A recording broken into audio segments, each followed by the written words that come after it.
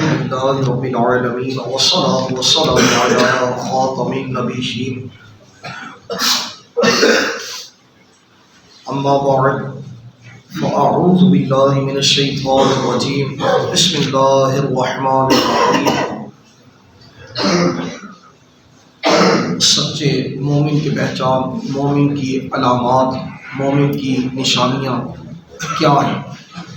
ویسے کہلانے کو تو ہر بندہ یہ کہتا ہے کہ میں مومن ہوں، میں مومن ہوں، میں مومن ہوں، لیکن حقیقی معنوں کے اندر مومن وہ ہے جس کو قرآن مومن کہے، جو ان صفات میں پورا اترتا ہے، جس کے اندر یہ صفات پائی جاتی ہیں وہ خوش نصیب ہے.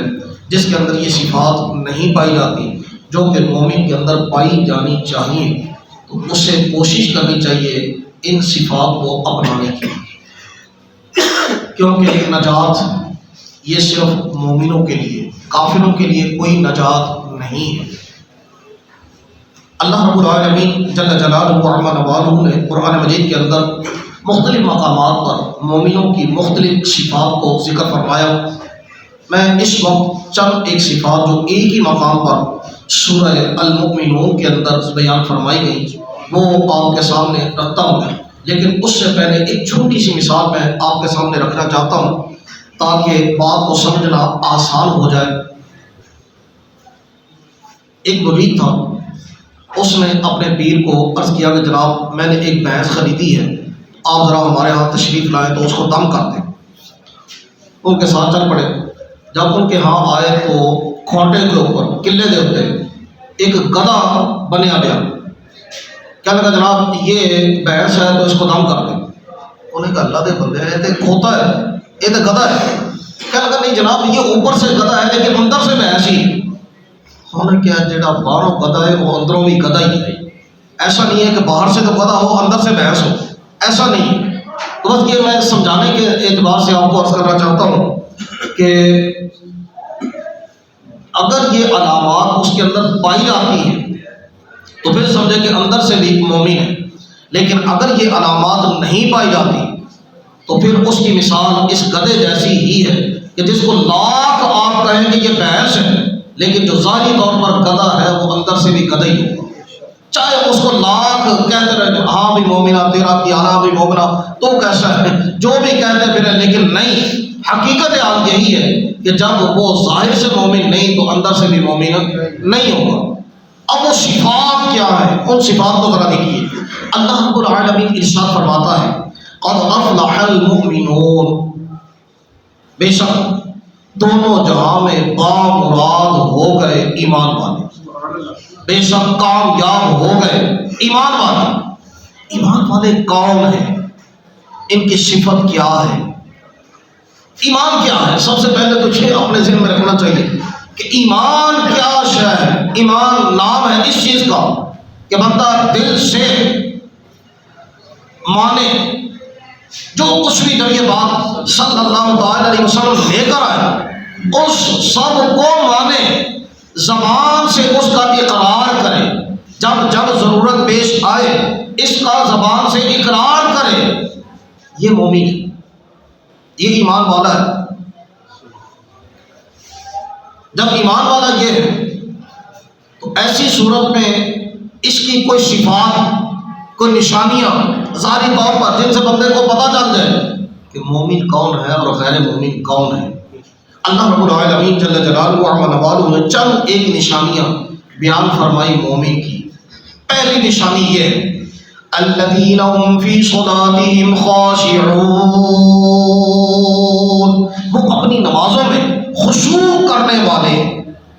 اب خشوع کیا شے، اس پر علماء نے یہ ذکر فرمایا کہ خشوع نماز کے اندر یہ ہے کہ بندہ اپنی پوری ہمت، پوری توجہ نماز کی طرف لگا دے اور نماز کے ما سوا ہر شے سے اپنے آپ کو موڑ لے، یعنی ہر طرف سے توجہ ہٹا کر پوری توجہ نماز کی طرف لگا لے اور اپنی زبان سے جو کچھ جاری ہے، یعنی قرات ہے، ذکر ہے، جو کچھ بھی ہے اس پر غور و فکر کرتا چلا جائے کہ میں کیا پڑھ رہا ہوں، یا اگر امام کے پیچھے تو امام کیا پڑھ رہا ہے، امام کے پیچھے قرات تو کریں گے نہیں، تو امام کیا پڑھ رہا ہے اس پر غور و فکر کرتا چلا جائے، اس کا نام خشوع ہے، اور اس کے اعضاء ساکت ہو جائیں، پرسکون ہو، جیسا کہ سرکار دو عالم صلی اللہ علیہ وآلہ وسلم آپ نے ایک شخص کو نماز پڑھتے ہوئے دیکھا کہ وہ اپنی داڑھی کے ساتھ بھی حرکت کر رہا ہے، کھیل رہا ہے۔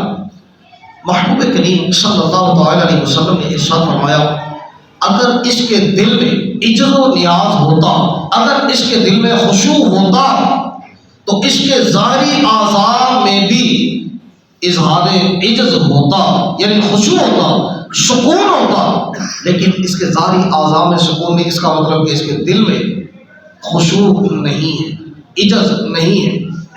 لیکن یہاں پر ایک اور چیز بھی اپنے ذہن میں رکھیے گا، ایک مرید نے اپنے پیر کو لکھا کہ میں نماز تو پڑھتا ہوں لیکن نماز میں بڑے وسوسے آتے ہیں، کیا میں نماز پڑھنی چھوڑ دوں؟ تو انہوں نے جواباً ارشاد فرمایا کہ بیٹا جب تو کھانا کھاتا ہے، جب تو کھانا کھاتا ہوگا تو مکھیاں بھی آ جاتی ہوں گی، کہنے لگا آ جاتی ہیں، پوچھا پھر کیا کرتا ہے؟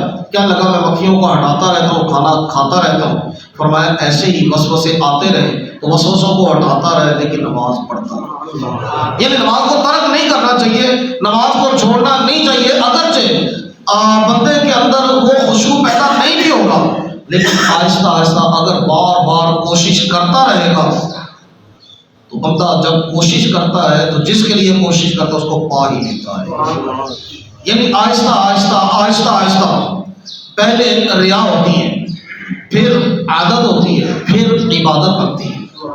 اس کی مثال یوں دی جاتی ہے جس طرح کہ حضرت سیدنا بابا فرید الدین گنج شکر علیہ الرحمہ ان کے حوالے سے کہ ابتدا میں ماں نے ان کو اس طرح لگایا کہ بیٹا نماز پڑھے رب شکر دیتا ہے، تو اس لالچ کے اندر یہ نماز پڑھنا شروع ہو گئے، یہ ایک قسم کا دکھلاوا تھا۔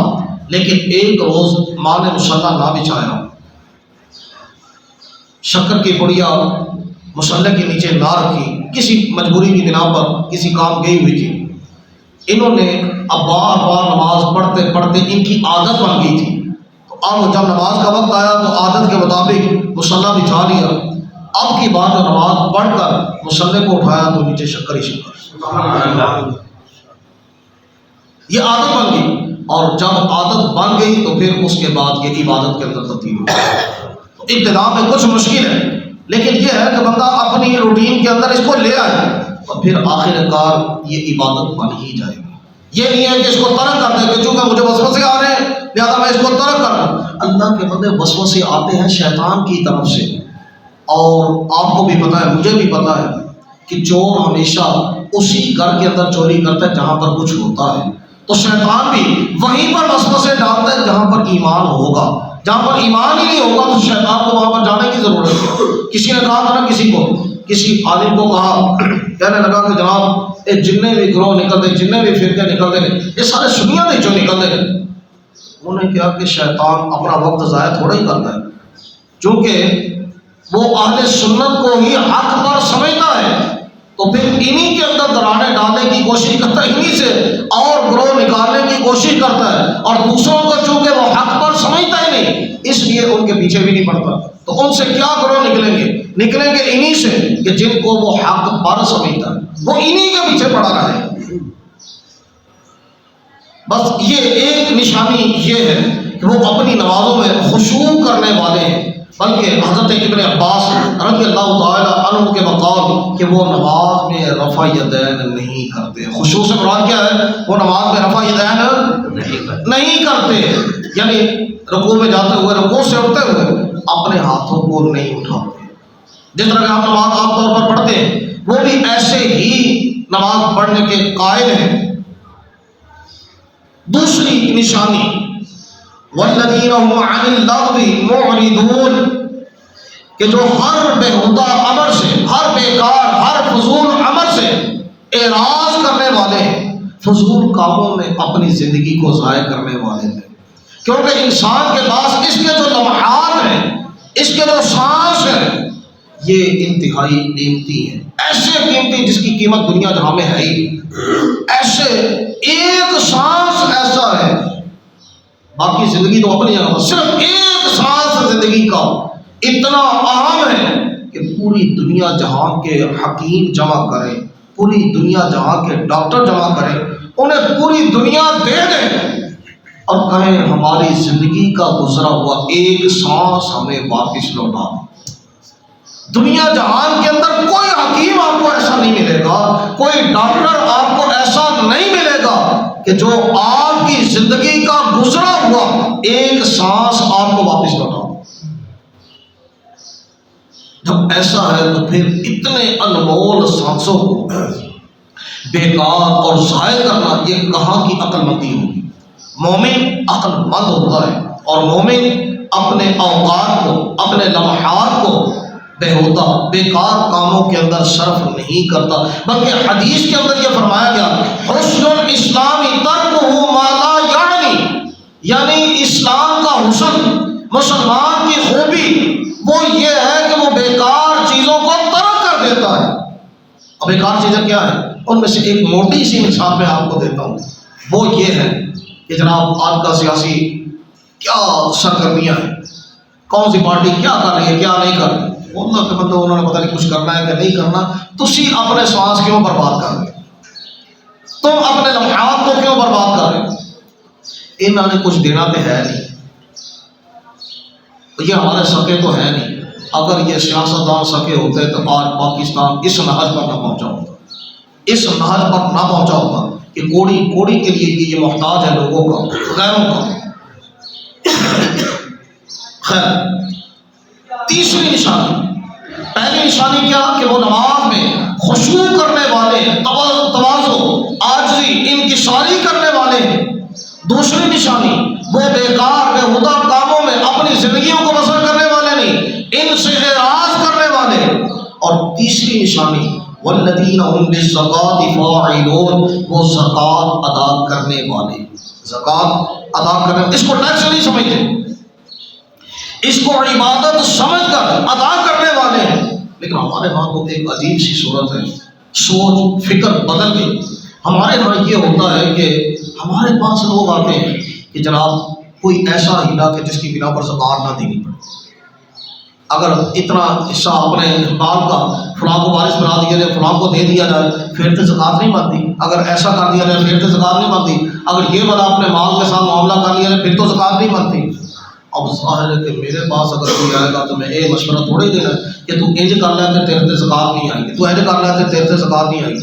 اور میں تو یہاں پر بیٹھا اسی لیے ہوں کہ آپ کو عبادت کی طرف بلاؤں، آؤ اللہ کی طرف آؤ، اللہ کے حضور جھک جاؤ، اللہ کی عبادت کرو۔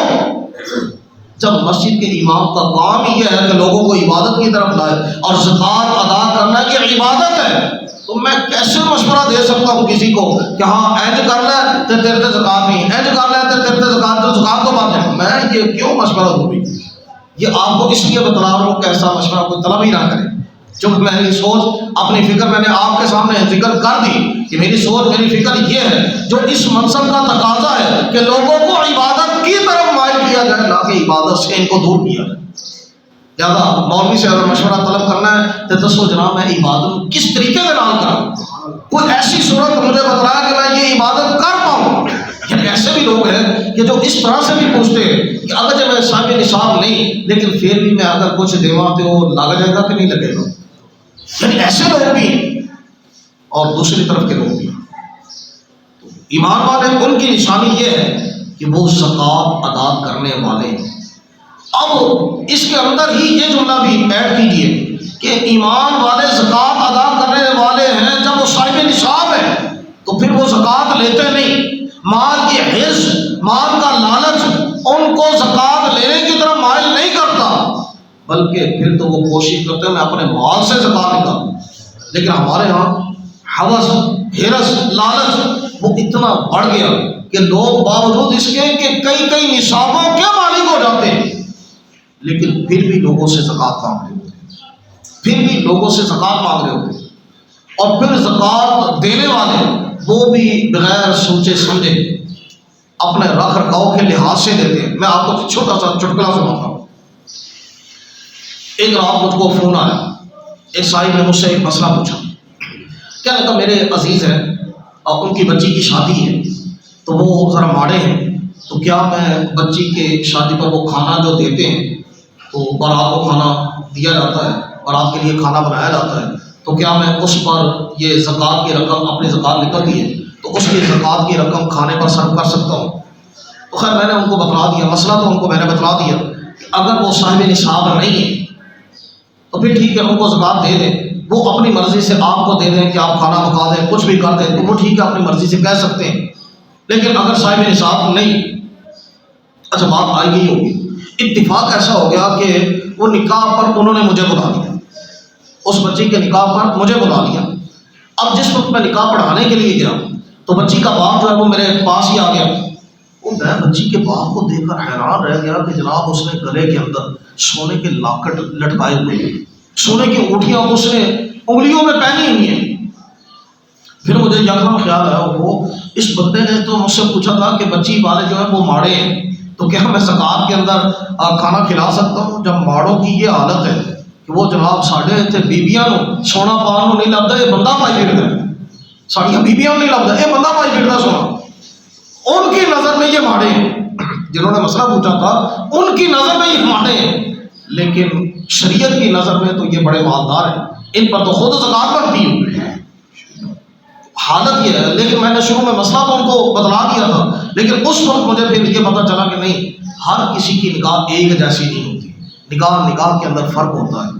جس طرح ہے نا کہ وہ لیلا کہیں جا رہی تھی تو بادشاہ کو بتلایا گیا جناب وہ لیلا جا رہی ہے جس پر سابق قیس جو ہے وہ فریفتہ ہو گیا, اپنا مجنون بن گیا, دیوانہ بن گیا, اور لیلا کو بلایا گیا. بادشاہ نے جب اس کو دیکھا, اس کا رنگ کالا ہے, اس کے اندر بظاہر کوئی ایسے اوصاف نظر نہیں آ رہے, تو بادشاہ نے کہا لیلا تیرا تو رنگ کالا ہے, تیرے اندر کیڑا وصف پایا جاتا ہے کہ کیا جڑا تیرے تے دیوانہ ہو گیا, مجنون ہو گیا. تو لیلا نے کہا کہ بادشاہ سلامت اگر مینوں دیکھنا چاہنا ہے, میرے اندر اوصاف کمالات دیکھنا چاہنا ہے, تو پہلے قیس جیسی مجنون جیسی نظر بنا, پھر تینوں میرے اوصاف نظر آ. یعنی ہر ایک کی نظر ایک جیسی نہیں ہوتی. میں آپ کو یہ بتانا چاہتا ہوں, ہر ایک کی نظر ایک جیسی نہیں ہوتی. ہو سکتا ہے ان کے نزدیک وہ ماڑے ہیں, لیکن شریعت کی نگاہ کے اندر وہ ماڑے, شریعت کی نگاہ کے اندر وہ صاحب نصاب ہے, ان پر تو خود زکوٰۃ بنتی ہے. تو اس بنا پر جب بھی زکوٰۃ دینا چاہیں تو پہلے دیکھ لیں کہ جس کو دے رہے ہیں وہ اس کا مستحق ہے یا نہیں ہے. اگر تو وہ اس کا مستحق ہے پھر ٹھیک ہے اس کو دے, لیکن اگر مستحق نہیں تو پھر زکوٰۃ اپنی ضائع نہ کریں, اس عبادت کو برباد نہ کریں, بلکہ جہاں پر جو حقدار ہو اس کو ادا کریں. یہ تین نشانیاں. چوتھی نشانی ایمان والوں کی یہ ہے, فرمایا والذین هم لفروجہم حافظون, وہ اپنی شرمگاہوں کی حفاظت کرنے والے ہیں, بدکاری کرنے والے نہیں, اپنی شرمگاہوں کی حفاظت کرنے والے ہیں, سوائے اس کے الا علی ازواجہم او ما ملکت ایمانہم فانہم غیر ملومین. ارشاد فرمایا سوائے اپنی ازواج کے, سوائے ان کی بیویوں کے, اور سوائے اس کے کہ جن کے ان کے دائیں ہاتھ مالک ہے, یعنی ان کی کنیزیں, ان کی زر خرید باندیاں, ان کے اندر ان پر کسی قسم کی کوئی ملامت نہیں. یہ ہے قرآن کا وہ حصہ جس کے اندر سوائے بیوی کے اور سوائے کنیز کے کوئی تیسری عورت بندے کے لیے حلال نہیں, سوائے کنیز کے اور سوائے بیوی کے, اور کنیزیں آج کل ہے نہیں تو صرف بیوی باقی رہے گی. اب بیوی کے علاوہ کوئی دوسری عورت کس کے لیے نہیں. اب جو بھی کنسپٹ پائے جاتے ہیں متع کے لحاظ سے یا کوئی اور نام دے کر, شریعت اسلامیہ کے اندر یہ جائز نہیں ہے سوائے اپنی بیوی کے. یا اگر کوئی صورت ایسی بن جائے کہ کنیز اور باندیوں کا سلسلہ ہو تو پھر باندیاں, ورنہ صرف اور صرف بیوی. اور پھر آگے قرآن مجید نے جو بات فرمائی وہ کیا ہے, فرمایا فَمَنِ ابْتَغَىٰ وَرَاءَ ذَٰلِكَ فَأُولَٰئِكَ هُمُ الْعَادُونَ, تو جو ان کے علاوہ کوئی اور تلاش کرے, یعنی بیوی کے علاوہ کنیز کے علاوہ کوئی اور تلاش کرے تو یہی لوگ حد سے تجاوز کرنے والے ہیں. اب ایک پورا گروہ ہے جو ان کے علاوہ اور بھی طرف لوگوں کو لے جانا چاہتا ہے, بلکہ وہ تو انتہائی گندے ترین لوگ ہیں انتہائی گندی سوچ رکھنے والے ہیں۔ میں آپ کو صرف ایک اقتباس چھوٹا سا آپ کے سامنے رکھتا ہوں۔ یہ میرے سامنے اس وقت تفسیر ضیاء القرآن ہے، اس کا ایک جملہ، ایک حصہ، ایک پیرا میں آپ کے سامنے رکھنا چاہتا ہوں جو انہوں نے لکھا۔ یہ خود سید ہیں، انہوں نے یہ بات ذکر کی۔ انہوں نے کہا کہ اس مسئلہ یعنی متع کے حوالے سے اس کی تحقیق میں نے کی، تحقیق کرتے کرتے انہوں نے جو جملہ لکھے میں آپ کے سامنے وہ رکھتا ہوں، وہ انہوں نے کیا لکھا۔ کہتے ہیں کہ اس مسئلہ کی یعنی متع کی تحقیق کرتے ہوئے جب میری نظر، ایک گروہ ہے اس کا نام انہوں نے لکھا، جب میری نظر شیعہ کی مشہور کتاب تہذیب الاحکام جلد 7 صفحہ 271 مطبوعہ نجف اشرف باب و تفصیلی احکام النکاح، جس کے مصنف شیخ الطائفہ ابو جعفر الطوسی ہیں، اس کی اس عبارت پر پڑھی وَلَا بَأْسَ بِالتَّمَتُّعِ بِالْحَاشِمِيَّةِ کہ خاندان نبوت کی خواتین کے ساتھ بھی متع کرنے میں حرج نہیں۔ تو نہ پوچھئے مجھ پر کیا گزری، میرا سر چکرانے لگا اور آنکھوں میں خون اتر آیا اور میں اپنے آپ سے پوچھنے لگا یہ مذہب ان لوگوں کا ہے جو اہل بیت پاک کی محبت اور تعظیم و تقریب کو اپنا دین و ایمان بتاتے ہیں؟ کیا اس دعوی محبت کی یہ حقیقت ہے؟ کیا تعظیم و تقریب کے مدعی اتنی گستاخی کے جواز کا فتویٰ دے سکتے ہیں؟ اللہ اپنی پناہ میں رکھے۔ تو میں آپ کو یہ بات عرض کرنا چاہتا ہوں کہ جو کوئی بیوی اور کنیز کے علاوہ کسی اور عورت کو تلاش کرے تو یہ حد سے تجاوز کرنے والے ہیں۔ قرآن کی نظر میں یہ اور مومنوں کی ایک صفت یہ بھی ہے والذین هم لاماناتهم وعهدهم راعون، مومن بامراد کامیاب ہونے والے وہ ہیں کہ جو اپنی امانتوں اور اپنے وعدوں کی پاسداری کرنے والے، امانتوں اور وعدوں کی پاسداری کرنے والے۔ جناب ہمارے یہاں الیکشن کے اندر اس سے پہلے کمپینیں چلائی جاتی ہیں اور طرح طرح کی تقریریں کی جاتی ہیں، اس کے اندر طرح طرح کے خواب سبز باغ دکھلائے جاتے ہیں۔ جناب ہم ایک مرتبہ منصب پر فائز ہو گئے تو یہ کر دیں گے، وہ کر دیں گے، بڑے بڑے عہد و پیمان کیے جاتے ہیں، اور جب کامیاب ہو جاتے ہیں پھر تو کون اور میں، وہ سارے عہد گئے۔ دوسرا، اپنے عہدوں کی رعایت کرتے ہیں، امانت کو ادا کرتے ہیں، تو یہ منصب ایک امانت کے طور پر ان کو سونپا گیا، تو اس امانت کے اندر بھی یہ لوگ خیانت کر جاتے ہیں، نہ جانے کیا کیا کچھ نہیں کرتے۔ اس کے بعد مومنوں کی یہاں پر ایک علامت یہ ذکر کی، آخری علامت جو یہاں پر نشانی ذکر کی، وہ پھر دوبارہ دوہرا کر فرمایا کہ والذین هم علی صلواتہم یحافظون، مومن وہ ہیں جو اپنی نمازوں کی حفاظت کرتے ہیں۔